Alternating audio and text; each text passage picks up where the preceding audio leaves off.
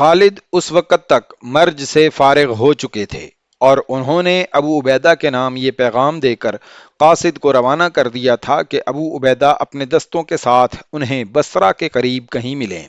خالد نے مرج کے قصبے کے باہر 2-4 روز قیام کیا تھا۔ شرجیل 4,000 مجاہدین کے ساتھ بصرہ پہنچ گئے۔ رومی بصرہ کے باہر خیمہ زن تھے۔ وہ سمجھے کہ یہ خالد کی فوج ہے۔ ان کے جاسوسوں نے انہیں بتایا کہ اس فوج کا سالار کوئی اور ہے۔ مورخ لکھتے ہیں کہ اس رومی فوج کے سالار یہ سمجھے کہ یہ مسلمانوں کی فوج کا ہراول ہے اور پوری فوج پیچھے آ رہی ہے۔ وہ مان نہیں سکتے تھے کہ اتنی فوج اتنے بڑے شہر کو محاصرے میں لینے آئی ہوگی۔ رومی فوج جس کی تعداد 12,000 تھی قلعے کے اندر چلی گئی۔ بصرہ قلعہ بند ہو گیا۔ شرجیل نے قلعے کے قریب مغرب کی طرف کیمپ کیا اور اپنے لشکر کو کئی دستوں میں تقسیم کر کے قلعے کے ہر طرف متعین کر دیا۔ 2 دن گزر گئے۔ رومی اور غسانی قلعے کی دیواروں کے اوپر سے مسلمانوں کو دیکھتے رہے۔ شرجیل نے قلعے کے ارد گرد کچھ نہ کچھ حرکت جاری رکھی۔ دشمن قلعے سے دور دور بھی دیکھتا تھا۔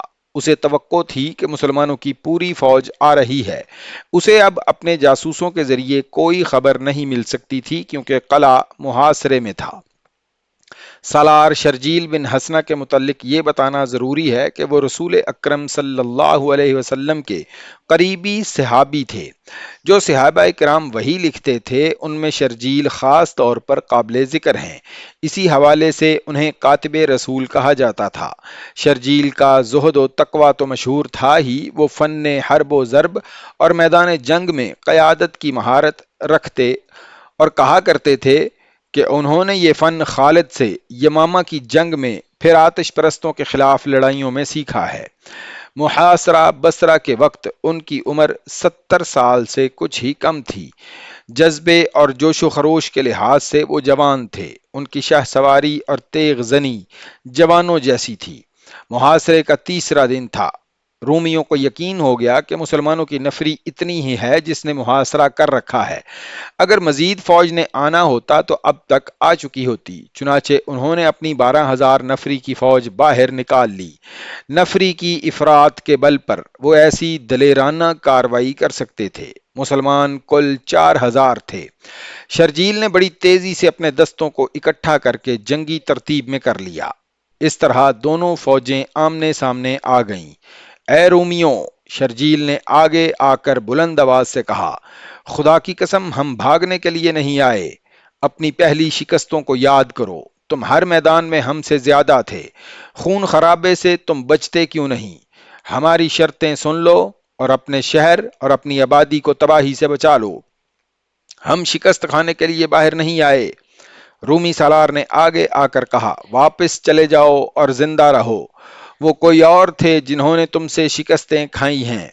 خدا کی قسم ہم لڑائی سے منہ نہیں موڑیں گے، شرجیل نے اعلان کیا، لیکن تمہیں ایک موقع دیں گے، سوچ لو، آگے آؤ اور ہماری شرطیں سن لو۔ مکالموں اور للکار کا تبادلہ ہوا اور رومی سالاروں نے شرائط پر بات چیت کرنے کا فیصلہ کر لیا۔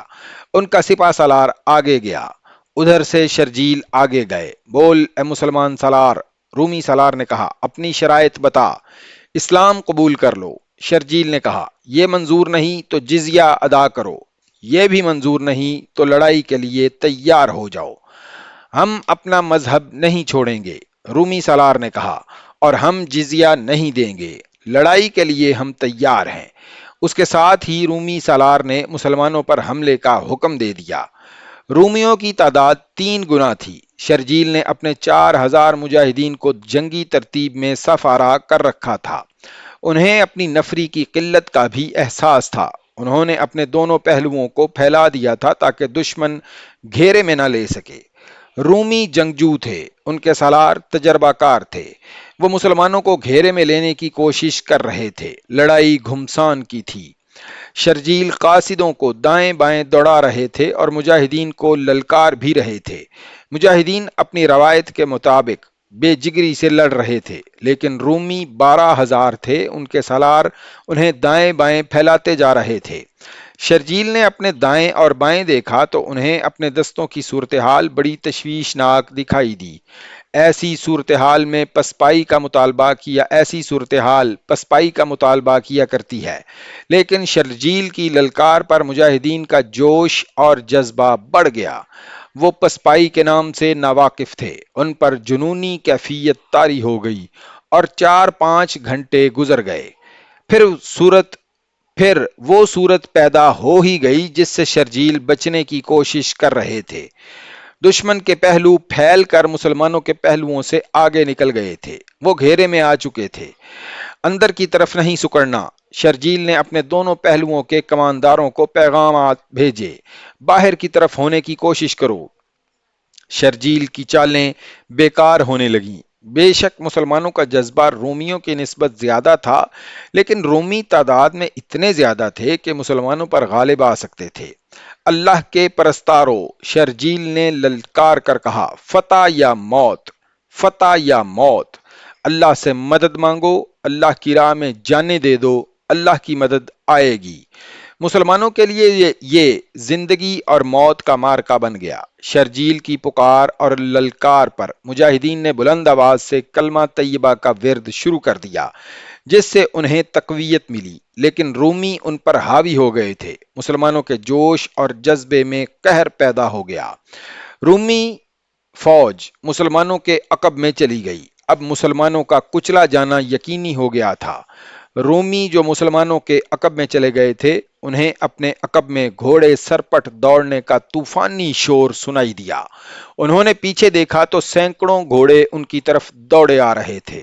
ان کے آگے 2 سوار تھے جن کے ہاتھوں میں تلواریں تھیں۔ ان میں سے ایک کے سر پر جو عمامہ تھا اس کا رنگ سرخ تھا، وہ خالد تھے۔ خالد اپنے لشکر کے ساتھ بصرہ کی طرف آ رہے تھے۔ ان کے راستے میں دمشق آیا تھا، لیکن وہ دمشق سے ہٹ کر گزر آئے تھے۔ پہلے وہ بصرہ کو فتح کرنا چاہتے تھے۔ یہ اللہ کے اشارے پر ہوا تھا۔ اللہ نے کاتب رسول کی پکار اور دعا سن لی تھی۔ خالد جب کوچ کرتے تھے تو اپنے جاسوسوں کو بہت آگے بھیج دیا کرتے تھے۔ بصرہ کی طرف آتے وقت بھی انہوں نے جاسوسوں کو بہت آگے بھیج دیا تھا۔ خالد بصرہ سے تقریباً 1 میل دور تھے جب ان کا ایک شتر سوار جاسوس اونٹ کو بہت تیز دوڑاتا واپس خالد کے پاس گیا۔ انہیں بتایا کہ مسلمانوں کا کوئی لشکر بصرہ کے باہر رومیوں کے گھیرے میں آ رہا ہے۔ کون ہے وہ؟ کون ہے اس کا سالار؟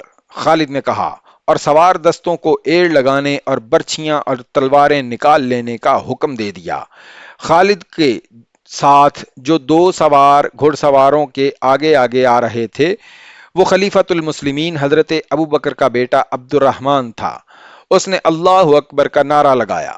رومیوں نے مقابلے کی نہ سوچی۔ ان کے سالاروں نے تیزی دکھائی، اپنے پہلوؤں کے دستوں کو پیچھے ہٹا لیا اور اپنے تمام دستوں کو قلعے کے اندر لے گئے۔ ان کا مسلمانوں کی تلواروں سے کٹ جانا یقینی تھا۔ قلعے میں داخل ہوتے ہوتے مسلمانوں نے ان کا تعقب کیا اور کئی رومیوں کو ختم کر دیا۔ قلعے کے دروازے بند ہو گئے۔ خالد غصے میں تھے۔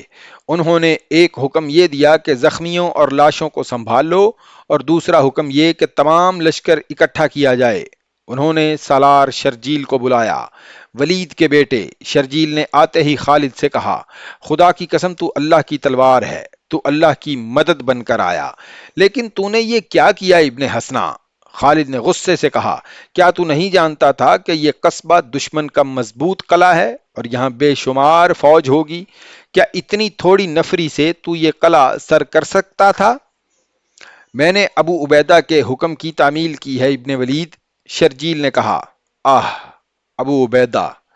خالد نے آہ لے کر کہا، میں اس کا احترام کرتا ہوں، وہ متقی اور پرہیزگار ہے، لیکن میدان جنگ کو وہ اچھی طرح نہیں سمجھتا۔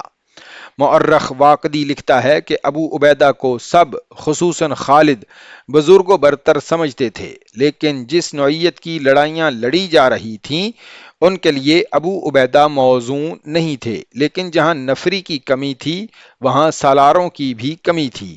بہرحال مؤرخ لکھتے ہیں کہ ابو عبیدہ جذبے اور حوصلے میں کسی سے پیچھے نہیں تھے، اور وہ بڑی تیزی سے تجربہ حاصل کرتے جا رہے تھے۔ بصرہ پر ان کا حملہ जुर्रतमंदाना इकदाम था।